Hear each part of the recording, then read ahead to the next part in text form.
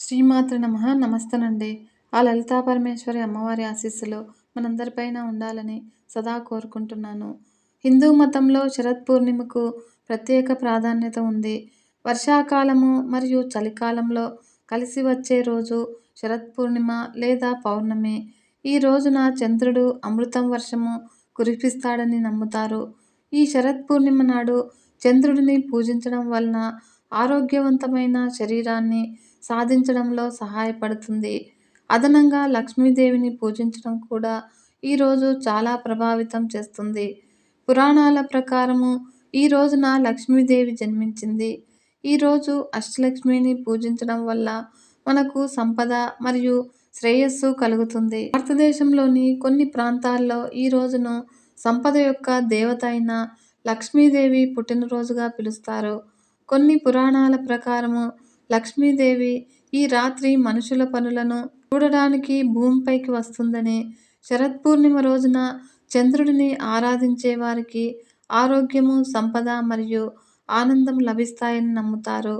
సంవత్సరంలో పూర్ణిమాసి ఉపవాసం పాటించాలనుకునేవారు శరత్ పూర్ణిమ రోజున నుండి ఉపవాసం ప్రారంభించవచ్చు. శరత్ పూర్ణిమను అశ్వని మాస పౌర్ణమి రోజున జరుపుకుంటారు. ఈరోజు పూజకు అనుకూల సమయము చంద్రోదయం తర్వాత సాయంత్రము. విశ్వాసాల ప్రకారము శరత్ పూర్ణిమ రోజున చంద్రుడిని మరియు లక్ష్మీదేవిని పూజించడము గొప్పగా పరిగణించబడుతుంది. ఈరోజు చంద్రుని కిరణాలు అమృతంలాగా పరిగణించబడతాయి. ఈ ఉదయము వెన్నెలలో కీర్ తినడం వల్ల మీకు ఆరోగ్యంగా ప్రయోజనాలు లభిస్తాయి. ఈ రోజున లక్ష్మీదేవి రాత్రంతా భూమిపై ప్రయాణిస్తుందట. అమ్మవారిని పూజించడం వల్ల ఇంటికి శ్రేయస్సు మరియు సంపద లభిస్తుందని కూడా నమ్ముతారు.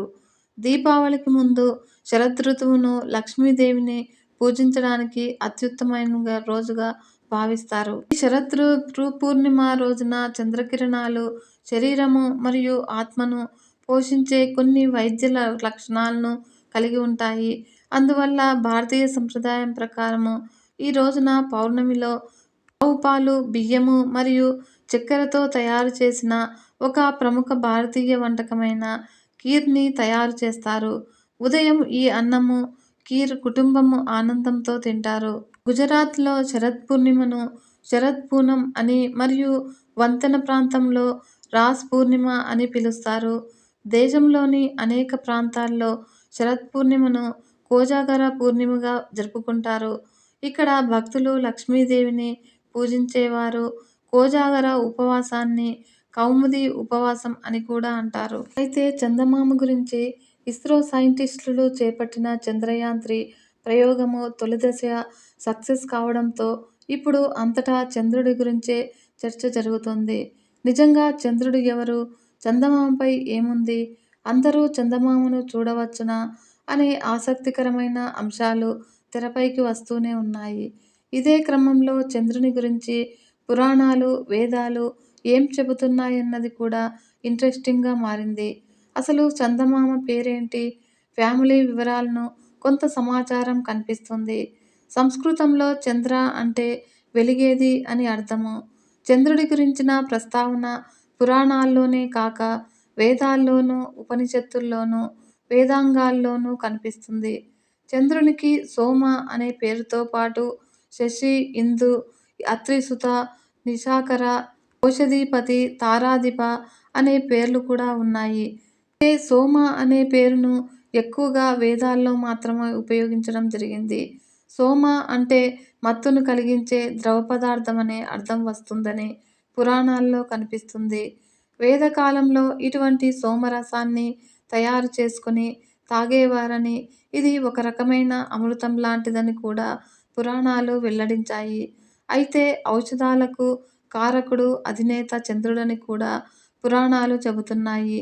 అలాగే చంద్రుడు, దత్తాత్రేయుడు, దూర్వాసుడు ఒక తల్లికి పుట్టిన సోదరులని, వీరు అత్రి మహామునికి, అనసూయాదేవికి పుట్టినవారని పురాణాలు తెలియజేస్తున్నాయి. అయితే ఈ రోజునే చంద్రగ్రహణం కూడా సంభవిస్తుంది. ఈ ఏడాదిలో మొత్తం 4 గ్రహణాలున్నాయి. ఇప్పటికీ 2 పూర్తయ్యాయి. మిగిలిన సూర్యగ్రహణము, చంద్రగ్రహణాల్లో ఒకటైన చంద్రగ్రహణము రేపు సంభవిస్తుంది. 2023లో ఇండియాలో కనిపించే ఏకైక గ్రహణము ఇదే కావడము విశేషము. అందుకే దీని ప్రభావము ఎక్కువగా ఉంటుంది. అదే సమయంలో సూతక కాలం కూడా వర్తిస్తుంది.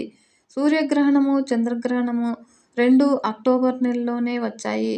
అక్టోబర్ 14వ తేదీన సూర్యగ్రహణము మరియు రేపు అనగా 28వ తేదీన చంద్రగ్రహణము ఏర్పడనుంది. మన దేశంలో కనిపించే ఏకైక గ్రహణము ఇదే కావడంతో దీనికి ప్రాధాన్యత పెరిగింది. అశ్విని మాసము పౌర్ణమి రోజున చంద్రగ్రహణం సంభవిస్తుంది. అక్టోబర్ 28వ తేదీన అర్ధరాత్రి 1:06 గంటలకు ప్రారంభమై 2 గంటల 22 నిమిషాల వరకు ఉంటుంది.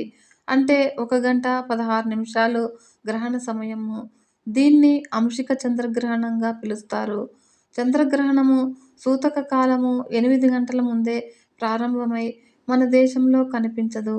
యూరప్, ఆసియా, ఆస్ట్రేలియా, పసిఫిక్ మహాసముద్రము, అంటార్కిటికా, ఆర్కిటిక్, ఉత్తర అమెరికా, దక్షిణ అమెరికా, హిందూ మహాసముద్రము, ఆఫ్రికాలో కనిపిస్తుంది. అయితే ఈ చంద్రగ్రహణం వల్ల 2 రాశుల వారికి తీవ్రమైన జరుగుతుంది. అవేంటంటే ధనస్సు రాశి. చంద్రగ్రహణం వల్ల ధనస్సు రాశి వారికి ఊహించని ధనలాభం కలుగుతుంది. ఆర్థికంగా బలోపేతం అవుతారు. ఉద్యోగస్తులకు అనుకూలమైన సమయము. వారికి ఇంక్రిమెంట్తో పాటు ప్రమోషన్ లభిస్తుంది. వ్యాపారులకు లాభాలు వస్తాయి. ఆరోగ్యం కూడా మెరుగుపడుతుంది. మరియు మిథున రాశి. ఇక చంద్రగ్రహణం ప్రభావంతో మిథున రాశి జాతకులకు సైతము ఊహించని ధనలాభం ఉంటుంది. చేపట్టిన ప్రతి పని విజయవంతం అవుతుంది. కెరీర్లో కొత్త అవకాశాలు లభిస్తాయి. మరియు పెండింగులో లేదా ఎక్కడైనా నిలిచిన డబ్బులు చేతికి అందుతాయి. ఈ ఏడాది రెండవ చివరి చంద్రగ్రహణం ప్రభావంతో ఈ 2 రాశులకు మాత్రము అమితమైన లబ్ధి చేకూరుతుంది. మరి ఈ చంద్రగ్రహణ సమయంలో ఈ కథను గురించి మనం తెలుసుకుందాము. ద్వాపరయుగంలో అర్జునుడే కలియుగంలో తిన్నడిగా అవతరించాడు. ఈ తిన్నడే భక్త కన్నప్పగా కీర్తి గడించాడు. తిన్నడి పుట్టు పూర్వోత్తరాలను అతడు భక్త కన్నప్పగా మారిన వైనము ఇప్పుడు తెలుసుకుందాము. మన ఛానల్ని ఫస్ట్ టైం చూస్తున్నట్లయితే ఈ వీడియో కనుక మీకు నచ్చినట్లయితే మరియు ఉపయోగకరంగా ఉంది అనిపిస్తే లైక్ చేయండి ఫ్రెండ్స్. మరియు మన ఛానల్ని సబ్స్క్రైబ్ చేసుకుని మరింత ముందుకు తీసుకెళ్లగలరని ఆశిస్తున్నాను. అర్జునుడు ఆ జన్మలో శివ సాయుధ్యం పొందలేక పోవడానికి మరో జన్మ ఎత్తాడట. తండై నాథనాథ దంపతులకు తిన్నడి తల్లిదండ్రులు. తిన్నడు బోయ కుటుంబంలో జన్మించినందున రోజూ వేటకు వెళ్ళేవాడు. ఒకరోజు వేటాడడం పూర్తయ్యాక అడవిలోనే ఓ చెట్టు కింద నిద్రపోయాడు. అలా పడుకున్నప్పుడు తిన్నడికి మహాశివుడు కనిపించి కొద్ది దూరంలో ఉన్న గుడికి వెళ్ళమని చెప్పినట్లు కల వచ్చింది. అంతటా తిన్నడు నిద్ర నుండి మేల్కొనగానే ఒక దుప్పి కనిపించింది. తిన్నడు దాన్ని వేటాడుతూ వెళ్ళి మొగలేరు చేరుకున్నాడు. అక్కడ సరిగ్గా తనకు కలలో కనిపించిన శివలింగం దర్శనమిచ్చింది. అంతటా తిన్నడు మురిసిపోయి, అయ్యా శివయ్య, నీకు నా మీద ప్రేమ ఉంటే మా ఇంటికి రా అని పిలిచాడు. మహాశివుడు రాకపోవడంతో తిన్నడు ఇల్లు వాకిలి మరిచి అక్కడే ఉండిపోయాడు. ఇక పొద్దస్తమానము శివుని సేవలోనే గడిపసాగాడు. ఉదయం లేస్తూనే శివలింగం ఉన్న ప్రదేశాన్ని ఊడ్చి శుభ్రం చేసేస్తాడు.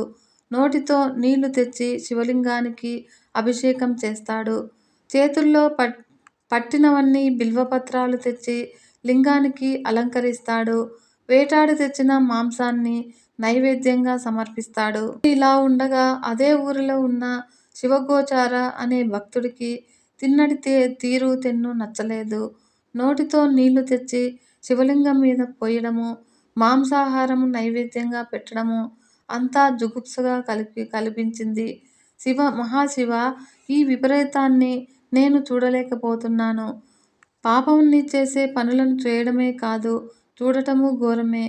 ఇంతకంటే చనిపోవడం మేలు అని దుఃఖిస్తూ తలను శివలింగానికి కొట్టుకొని చనిపోబోయాడు. మహాశివుడు చిరునవ్వు నవ్వి, ఆగు, తొందరపడకు, ఇక్కడే దాక్కొని ఏం జరగబోతుందో చూడు అని అన్నాడు.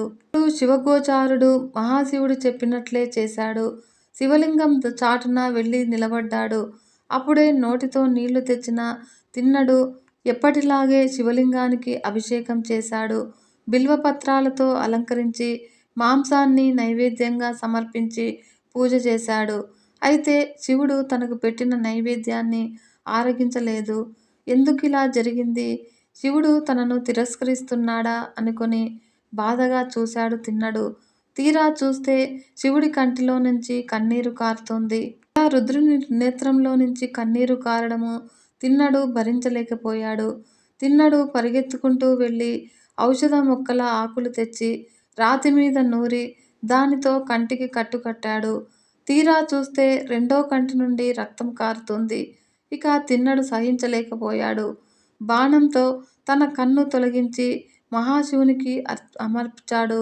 కానీ అప్పుడు మొదటి కంటిలోంచి రక్తం కారడం మొదలైంది. దానికి తిన్నడు మరింత దుఃఖిస్తూ, శివ విచారించకు, నా రెండో కన్ను కూడా తీసిపెడతాను అంటూ శివునికి రక్తం కారుతున్న కంటిని గుర్తించేందుకు తన కాలిని ఆ కన్ను దగ్గర పెట్టి రెండో కంటిని పెకిలించి తీసి శివునికి అమర్పించబోయాడు. అదంతా వెనుక నుంచి చూస్తున్న శివగోచారి ఆశ్చర్యానికి అంతులేకుండా పోయింది. తిన్నడి అపరిమిత భక్తి ప్రపత్తులకు శివుడు ప్రత్యక్షమయ్యాడు. తిన్నడు మరో కన్ను పెకిలించకుండా వారించి, భక్తా, నీ నిస్వార్థ భక్తికి మెచ్చాను. కన్ను అప్పగించిన నువ్వు ఇకపై కన్నప్పగా ప్రసిద్ధమవుతావు. సిసలైన భక్తుడిగా చిరస్థాయిగా నిలిచిపోతావు అంటూ శివసాయుధ్యాన్ని ప్రసాదించాడు. ఆ శివగోచారుడు ఆ ఉదాంతాన్ని కళ్ళప్పగించి చూస్తూనే ఉండిపోయాడు. ఇప్పుడు మరొక కథను గురించి మనం తెలుసుకుందాము. తొండై మండలము ఒక భాగ్యసీమ. దానికి కంచి ముఖ్య పట్టణము. ఆగమముల ప్రకారము ఇచ్చటనే పార్వతీదేవి శివుని గూర్చి తపమునరించింది. ఇచ్చట శివుడు ఏకామ్రనాథుడిగా పిలువబడతాడు. తిరుత్తొండారు ఇచ్చటనే జన్మించాడు. రజకుడుగా పుట్టాడు. శివధ్యానైకత తత్పరుడు.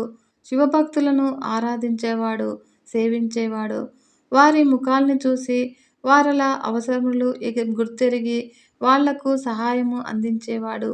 అందుకని అతనికి తిరుక్కుప్పరి తొండనాయారు అని పేరు వచ్చింది. శివభక్తుల బట్టలను ఉతికేవాడు. శివుడు అతని భక్తికి మెచ్చి అందరికీ అతని విశేషము తెలియబరచాలని అనుకున్నాడు. శివుడు ఒక పేదవానిగా రూపొంది మెడకు రుద్రాక్షమాలలతో, దేహమంతా విభూది పుండ్రములతో, చిరిగిపోయిన దుస్తులతో తిరుత్తొండారుకు ప్రత్యక్షమయ్యాడు. అతనిని చూడగానే తిరుత్తొండారుకు మైకం కమ్మింది. తరువాత తేరుకొని అతనిని కొలిచాడు. అతనిని చూసి ఇలా ప్రశ్నించాడు. స్వామి, మా ఇల్లు మీ రాకతో పావనమైంది. ఎందుకండి మీరు చిరిగిపోయిన దుస్తులను వేసుకొని మరీ ఇంత బక్కచిక్కిపోయారు? ఈ దుస్తులను ఉతికి ఇస్తాను, మీకు సేవ చేయనీయండి అని అర్థించాడు. ఆ శివభక్తుడు ఒక షరతుతో ఆ బట్టలను ఉతుకుటకు అనుమతిచ్చాడు. ఆ షరతు ఏమిటంటే ఆ బట్టలు ఉతికి ఆరవేసి తనకు సూర్యాస్తమయం లోపల అందజేయాలి. లేని ఎడల ఒక్క చిక్కిన బట్టలు లేక బక్కచిక్కిన తను చలికి చనిపోతాడు అని చెప్పగా తొండారు ఇందుకు అంగీకరించాడు. అంగీకరించే సమయానికి ఎండ బాగానే ఉంది. వెంటనే ఆ బట్టలను ఉతికాడు. ఆరవేసే సమయానికి పెద్ద వాన మొదలైంది. సూర్యుడు కూడా అస్తమించే సమయం వచ్చింది. ఆ బట్టలు ఆరే పరిస్థితి కనబడలేదు. అప్పుడు తొండారు తబ్బిబ్బయ్యాడు. శివభక్తునికి తాను సహాయం చేసే బదులు అతనిని కష్టాల పాలు చేసే స్థితికి వచ్చింది. ఈ పాపాన్ని తలుస్తూ ఆ బట్టలు ఉతికే రాయికి తన తలను వేసి కొట్టుకున్నాడు. దేవుని ప్రార్థించారు. పరిస్థితిని చూసి ఆక్రందించాడు. శివుడు ఆ ఆక్రందనకి కరిగి ప్రత్యక్షమై తొండారును అభినందించి భక్తికి మెచ్చుకొని, త్వరలో నన్ను చేరగలవు, నా దగ్గరే ఉండగలవు అని అనునయంగా పలికాడు. తిరుత్తొండారు పరవశించి శివుని పాదాలపై పడి తన్మయత్వంతో శివునిలో ఐక్యమయ్యాడు. తెలుసుకున్నారు కదా ఫ్రెండ్స్. అయితే ఈ గ్రహణం అయిపోయిన తర్వాత ఒక చిన్న పరిహారం గురించి ఇప్పుడు మనం తెలుసుకుందాము. ఈ చంద్రగ్రహణము పూర్తయిన తర్వాత మన ఇల్లంతా గోమూత్రంతో చల్లుకొని శుభ్రపరచుకున్న తర్వాత, శుభ్రంగా స్నానం చేసి ఆ దేవుణ్ణి పూజ చేసుకున్న తర్వాత ఒక ఆవు పిడకను తీసుకొని అందులో ఒక స్పూను ఆవు నెయ్యిని వేసి అందులో దీపాన్ని వెలిగించి అందులో పచ్చకర్పూరాన్ని ఒక 4 లవంగాలను వేసి ధూపం వెలిగించినంత మాత్రాన్నే మన ఇంట్లోని నెగటివ్ ఎనర్జీని పారద్రోలి ఆ లక్ష్మీ కటాక్షాన్ని పొందవచ్చును. ఈ చిన్న చిట్కాను పాటించినంత మాత్రాన్నే ఆ లక్ష్మీ కటాక్షంలతో సిరి సంపదలు మన ఇంటికి వస్తాయి. అంతేకాకుండా మనకున్న దారిద్ర్యాన్ని కూడా తొలగించుకోవచ్చును. ఓం నమ శివాయ. సర్వే జనా సుఖినో భవంతు. లోకా సమస్త సన్మంగళాని భవంతు. నమస్తే.